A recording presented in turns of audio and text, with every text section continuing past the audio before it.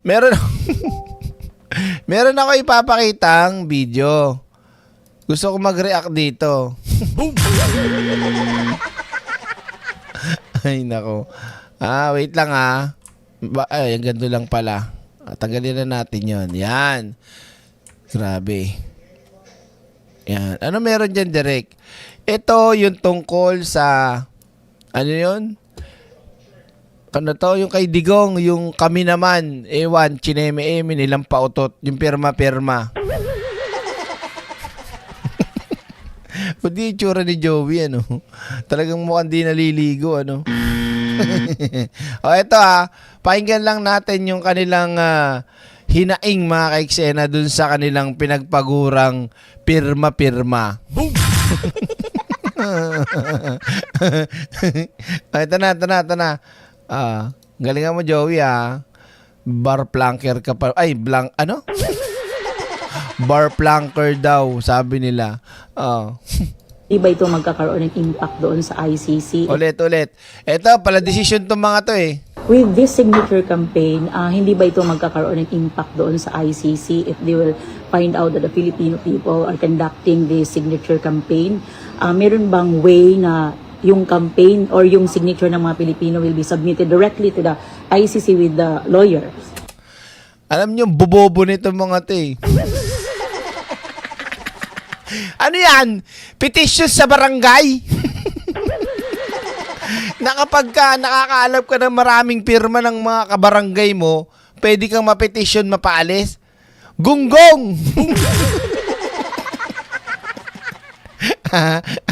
Ibang bansa yan, mga gunggong.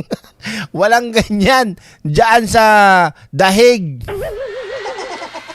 Ano to? Umaasa talaga sila mga kaiksena na dahil sa pirma mapapauwi si Digong? Inanto mga to, ewan talaga to mga utak nito Yung isa, ang tulis. Yung isa, naliligo. Yung isa, nakaganto lang, suso. Yung isa, tulis. Yung isa, ang baho. Ano ba, PWD ba kayo? Sige, pakinggan natin paliwanag nung bar planker. Ay, bar planker tuloy ni Joey. Yeah. Tayo kami naman, signature campaign is gearing towards the Supreme Court only. If the ICC is going to take cognizance of it, we do not have any concern. Will it negatively affect the case in the ICC? Well, we do not believe that the ICC is going to rule or give any positive order, any favorable order to PRRD anyway. It is my personal opinion, ma'am.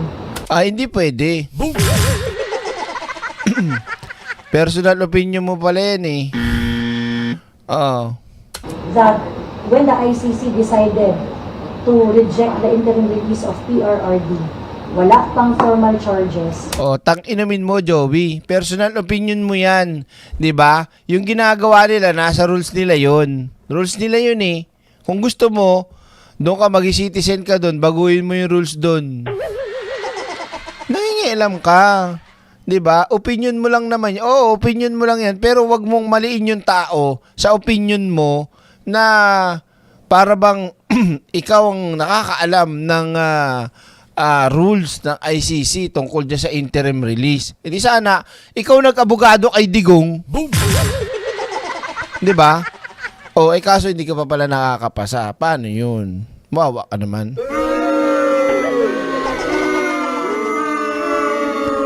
Di ba? They rejected the interim release. I do not know what book of fairness they are using, but you cannot keep a person under detention if you haven't formally charged them. So, bobo rin talaga no?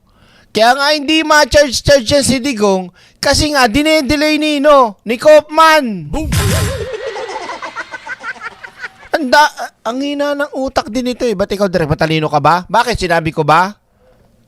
Bobo ko Hindi ako matalino. Kaya lang naman, mapapa-comment ka ng ganun dito dahil hindi naman yan naiintindihan yun Diba? Tanga-tangahan kayo.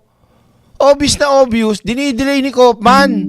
Issue ng health, issue ng cognitive pa, ewan-ewan kineme, may nadulas pa, hindi pa handa. Tapos yung tinignan yung medical, anong cognitive, anong hindi pwede? Tuloy ang basa. Boom! Di ba, nakailang pa suspend na tong mga DD shit. 'Di ba? Itong abogado ni Duterte si Kopman, ilang beses na nagpa-delay yan sa confirmation of charges. Alam mo, Joey Baho, 'di ba? Yung kaso ni Digong international. At sila, dahil nung panahon na ngayon, na-commit nila na sila ay, o tayo ay may jurisdiction ng ICC sa atin nun. So, syempre, kailangan hawak nila yung tao. Hawak nila. Ano yun? Bigla na lang silang magpapaano ng, kung makatakas sa si Digong. 'Di ba? Kaya dun pa lang, nung sinampa si Digong, nagkaroon ng warrant, dalhin dito yan. 'Di ba? Doon kasi pinasa yung kaso, doon nag-complain Ingot naman ito, Direk, baka naman kasi dahil hindi ka DDS, dahil galit ka Digong, kaya ganyan sinasabi mo. Hindi makakaeksena, may jurisdiction nga sa kaso ng sinampa kay Digong, ICC, 'di ba? So, anong gagawin natin? Kahit sabihin mo palang confirmation of charges, doon nga siya dadalhin Doon nga ang magiging investigasyon, ang magiging korte ni Digong 'Di ba? Ingot.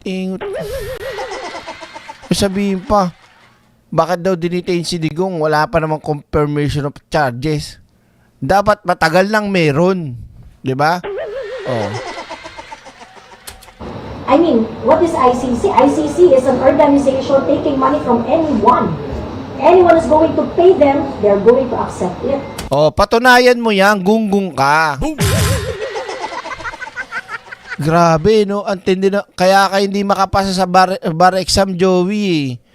Kasi paano mo nasabi yan? Kung mag-aano ka ng abugas siya, paano mo nasabi na tumatanggap ang ICC at may ebidensya ka na tumatanggap ng pera para sundin lang nila yung kagustuhan nung nagbibigay ng ng pera? Yung organisasyon na yan? Seryoso ka? Ano kaya malaman ng ICC itong pinagsasabi nito? Makakasuwang kaya to? 'Di ba? Ulitin ko mga kaiksena. Ito sabi niya, galing-galingan siya, The ICC is an organization taking money from anyone. Anyone is going to pay them, they're going to accept it. Narinig niyo mga kaiksena, talino talaga ni Joey no? Sabihin mo sa ICC yan. And take note opinion pa lang niya yan. Boom! Sige. So, I am not worried by ICC. I'm just going to watch them fall apart in the international arena. I don't think more and more countries are withdrawing their support from their membership. That's why the Supreme Court decision is very important, because if the Supreme Court would say that the taking of PRRD is illegal and that the ICC took PRRD in violation of Philippine laws, ang Rome Statute po kasi nagre-require na kapag ka meron kang ipadadala sa kanila Bobo. Nasagot na tong pinag-iiyak mo, Joey. 'Di ba? Kung talagang ang merong mali na ginawa, bakit hindi pa rin 'di ba? Hindi niyo mapauwi si Digong. Punta kayo sa Supreme Court, sabihin niyo lahat 'yan. Wala, inasabi niyo na lahat 'yan . 'Di ba? Maligo ka muna, Joey, para may masmasang ka. Palagay mo, Addictus, forward nyo kay Attorney Conti para makita niya. Meron sila tinanggap yung sahod nila monthly, alangan na na libre, blood, sweat, and tears, kaya taga-ICC. Kung pera lang ang kailangan ng ICC, dapat panalo na si Digong kasi maraming pambayad. Make sense, di ba? Diba? Direct padala yung video kaya to. I-screenshot nyo lang yung sinabi niyan. Sinungaling talaga si Joey. magkaroon ng silbi ang pirma nila, padala nila sa impyerno. Hindi. Magkakaroon ng silbi ng pirma, magkakaroon ng silbi yung pirma nila, benta nila sa black market. Oo, maraming bibili niyan doon. Oo, maniwala kayo sa akin. Tuloy natin. At kung noong September pa lang dininig na ang confirmation of charges, siguro napagbigyan pang interim release. Nagdunong-dunungan kasi kayo. Kaya lahat ng request nyo reject. Oo, tama ka dyan. Paano nga kasi mga kulto nga kasi. 'Di ba? Ang daming pinagsasabi, ang daming pinagagawang katarantaduhan, pati mga supporters, niratrat lahat, pati yung mga judges sa ICC, 'di ba? Kaya doon pa lang hindi pwede talagang pakawalan to matandang to kasi sira ulo yung mga naniniwala dito. 'Di ba?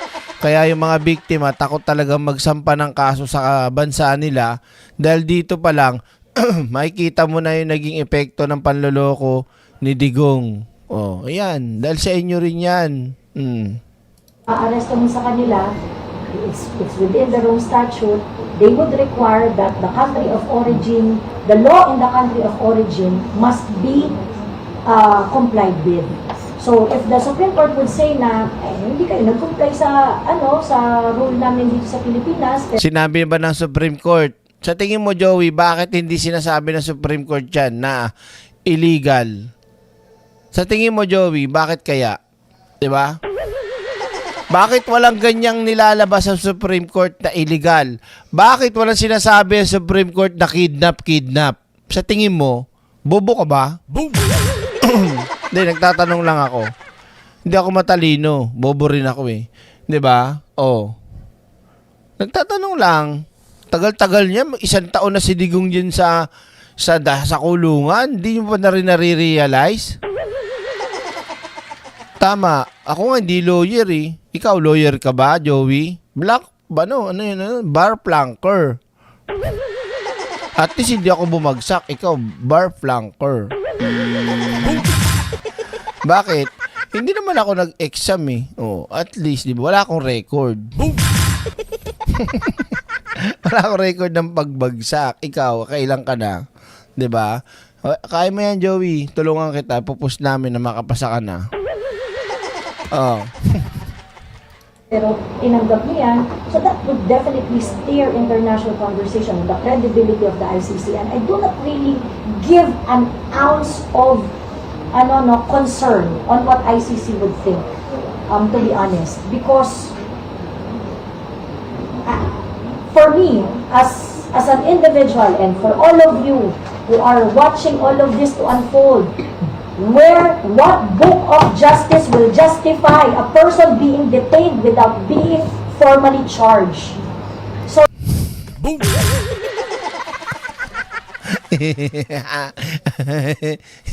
Alam mo, Joey, ito mga ka-eksena, hindi ako abogado, hindi ako matalino.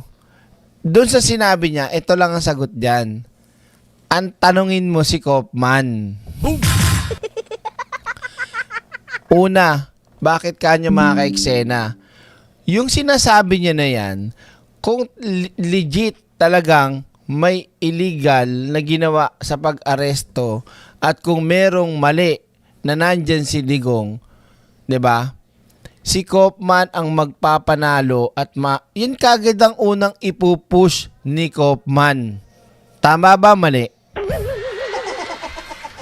Bakit hanggang ngayon walang ginagawa si Kaufman na ganon? Ang ginagawa niya, yung proseso kung paano sa interim release, proseso ng kaso, paano yung depensa ni Kaufman o ni Digong.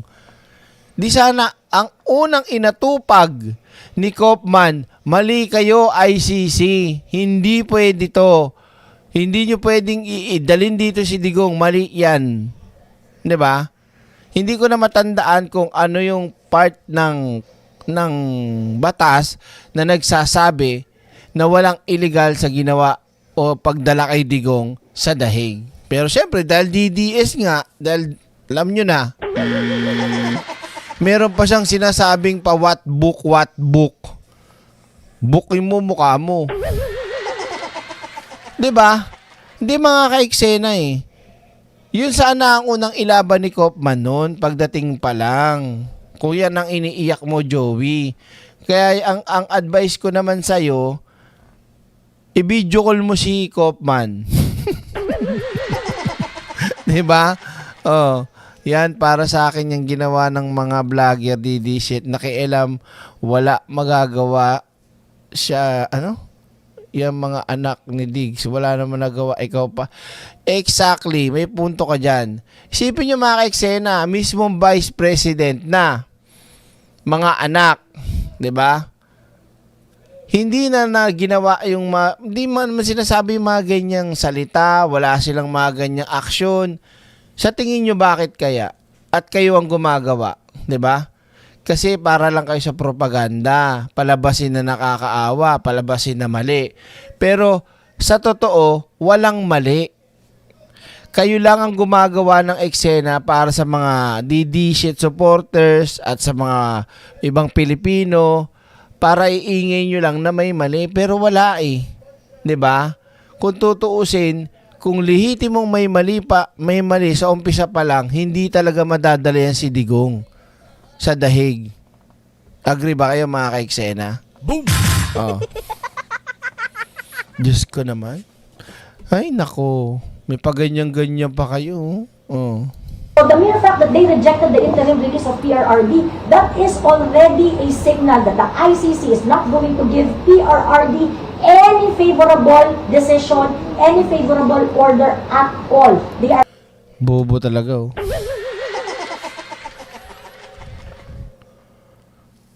Alam ko ang mga kriminal, alam ko lahat ng tao sa mundo may karapatan. Pero sa estado ni Digong, hindi siya dapat bigyan ng favor. Unang-una, Joey. 'Di ba? Ano ba ginawa ni Digong? Ilan ba pinapatay ni Digong? 'Di ba? Ano ba ang impluwensya ni Digong? Tapos bibigyan mo ng tag dito, favor? Bobo mo naman. Isang beses nga ni. 'Di ba? Yung maraming lawyer nila, di nila naiisip yan, siya lang. Exactly, 'di ba? So ewan ko. Nakakaloka, oh. Ay nako. out to keep him until he dies in the ICC. So, wala po yung laban sa ICC. Ang laban po ng Pilipino dito ay nandito sa Pilipinas at ang laban po ay paano gisingin ang consciousness ng kapwa Pilipino natin para ipaglaban ang ating soberanya. Joey, tangina mo. Hininaan ko lang kasi baka marinig ako ni Beng Beng. Pinagsasabi mo, ha? Ang pinagsasabi mong laban ng Pilipino. Bubo ka ba talaga? Yung mga nagsampa nga ng kaso, hindi nga makakuha ng hustisya sa panahon ni Digong. Di mo naintindihan. Kaya sila lumapit sa international dahil doon mapapakinggan sila. Dito sa Pilipinas, hindi. Biruin mo kung hindi pa napalitan yung ombudsman. Hindi pa rin magkakaroon ng paggalaw ng mga kaso-kaso. Kung hindi pa rin napalitan yung mga nakaupo sa mga pinaglalagay ni Digong, wala pa rin. Di ba? Sinasabi mong laban lang. Kung kasi labanan mo yung CR, maligo ka. Boom! Kaya nga di ba? Di talaga kami nagtataka kung ba't di ka nakakapasa sa bar exam. Boom! Oh. Sorry, di ko hawak kasi yung cellphone ko, DJ Byron, nandun, nakachad sa may bandang kusina eh. Wala akong saksakan dito eh. Oh. 'Di ba? Nakakaloka. Filipinos can only fight for themselves. Tayo lang rin po maglalaban at mag-a-assert ng soberanya natin sa ibang bansa. And institution like ICC. Bobo, kaya nga may ICC, yung sabi mo. Ewan ko talaga, oh. Ba't ikaw direct matalino? Hindi nga ako matalino. Ba't porket hindi ako matalino, hindi na ako pwede magsabi ng bobo sa iba? Kung kita-kita mo naman. Definitely, they're just going to do whoever paid them. So, Attorney Conti, baka pwede yung baka pwede nyo naman pong mapag-usapan to. Ito Attorney Conti, totoo po ba na ang ICC na kapag binayaran ng isang state o ng isang bansa, susundin ang gustong mangyari? Ganun po ba yon? Ayon kasi sa babaeng itong hindi naliligo, ang ICC daw ay isang organisasyon na Going to do whatever institution like ICC, ah, definitely they're just going to do whatever whoever paid them. na kung sino man daw po magbabayad sa ICC ay susundin ang kahit anong gustong ipagawa. So, With this signature campaign, Di ba mga kaiksena? Hype talaga na yan. Bahala kayo sa buhay nyo. Aantayin na lang namin ng pagbabalik ni Digong pagpatay na. Di ba? Kayo, bahala kayo sa buhay magpakatanga. Signature campaign pa mga lolo nyo. Ako, mga kaiksena, ito personal experience ko. Doon sa lugar na napuntahan ko, hindi ko yung lugar kumbaga may kabarkada lang ako doon. Nakikikwento niya sa lugar nila. Meron siga, merong perwisyo sa lugar nila na pamilya. Talagang nagdadala ng mga basag ulo, tapos mga kwentong mga mapanira. So, yung lugar na yun, hindi ko na nababanggitin kung saan. So, yung lugar na yun, lahat ng mga nila, kapitbahay, sa buong barangay na yun, nagkaroon ng pirmahan, petisyon. Tapos inilapit nila sa barangay, inilapit nila sa munisipyo, hanggang sa punto na inutos na ng korte na kayo ay inutusang umalis sa lugar na ito dahil kayo nga ay ganun. Yun, na petisyon. Maraming pumirma kasi halos lahat talaga na sa barangay. Yun, alam ko may ganun. Pero yung bansa, uutusan mo yung bansa mismo dahil sa pirma lang nyo. Sira ulo nyo. Diba? Hindi, diba? Mga kaiksena, isipin nyo nga, kayo ba, naniniwala ba kayo? Dahil sa pirma lang. Kahit sabihin mo pa 1 milyon yung pumirma nila, tay kami naman. Papauwi si Digong sa pirma nyo? May mababago sa desisyon ng ICC dahil sa pirma nyo? Tinawag pang ICC yan, pirma lang pala katapat niyan. Boom! Ano pang silbi ng investigasyon, ebidensya, testigo? 'Di ba? Anong kagaguhan 'yan? Sabi ni Addictus Rex, bobo nga ni. Ay nako. Ewan ko sa inyo. Yun. So, mga kaiksena, medyo malat na ako. Sasali pa ako ng amateur mamaya. Charot. 'Di ba? So, magkita-kita tayo mamaya ulit, mga kaiksena, or pwedeng madaling araw, something like that. But, yeah, of course, we'll see. Sa lahat ng ating mga live viewers, mga kaiksena, maraming salamat po sa ating mga moderator, sa ating mga kabugera, Senadora at Spice Girls, at sa inyo lahat, at sa nagmamahal kay Direk Freddy Valera. Kilala nyo kung sino kayo. I love you too. At syempre pa, andito lang ako. Diyan lang kayo and stay forever young. Why won't you be forever young? Pero hindi pwede yun. Diba? Pero kung ito, wag na nga. Baka ano masabi ko. Basta, yun. Maraming salamat mga kaiksena. Nakailang oras din ba tayo? 2 yata. Ingat kayo at magkita-kita muli tayo mga kaiksena dito lang sa tambayan ng mga kabugera at eksenadora. Kasama nyo likod, Direk Freddy Valera. At syempre, basagin muna natin ang pagiging busy ng busy. Let's go sa go. Yeah. Yan na yeah. Mic check. Mic check, 1, 2. Kwento to ng kapangyarihan na naligaw. Yan. Tuloy tayo Let's do this. Ba't nag-post to? Wait lang, nag-post. Ulit. Kapangyarihan na naligaw. Yan. Bisero siya, di ko nakikita astang busy lagi. Pero trabaho niya parang laging may delay. Kaban ng bayan, parang nakaw sa gabi. Swipe dito, swipe doon, walang resibo, okay. Habang bayan naghihintay ng aksyon. Siya may pa-interview, may pa-global na eksena. Suit na plantado, salita'y script. produkto pera output. Wala, presko lang ang meron, hindi pawis ang puhunan, kundi exposure, mas kilala sa camera kaysa sa serbisyo. Bise sa biyahe, hindi sa opisina, trabaho na pag-iwanan sa pila ng visa. Habang oras ng bayan, unti-unting nauubos, naglilibot ibang bansa na naman ang focus. Deadline lumilipad, parang eroplano. Attendance niya, laging out of the country status. Mangiting malamig, kalkulado ang galaw. Parang chess, pero ang tinatamaan taong bayan. Empathy siya zero, pero fear mataas. Umiiyak ang masa, sagot niya soundbite lang. Kung konsensya'y timbang, kulang sa kilo. Kapangyarihan sa kamay ng taong walang hilo. Sa tama at mali, pareho lang ang tunod. Basta spotlight andyan, tuloy ang ikot. Hindi lahat ng nakikita ay may puso. Hindi lahat ng babae leader, minsan uso. Bise sa biyahe, hindi sa opisina, mas madalas sa abroad kaysa sa problema. Sa krisis ng bayan, tahimik ang linya, pero sa international mic siya ang bida. Biyahe, hindi sa opisina, mas madalas sa abroad kaysa sa problema. Sa krisis ng bayan, tahimik ang linya, pero sa international mic siya ang bida. Hindi to tungkol sa pangalan o mukha, kwento to ng upo ang ginawang entablado. Kapangyarihang walang konsensya, trabahong pinalitan ng eksena. Bise sa biyahe, tandaan ang leksyon, ang posisyon, hindi passport sa ambisyon. Kung servisyo'y tinamad at bayan ng lugi, sa huli ang masa ang magja-judge na parang jury.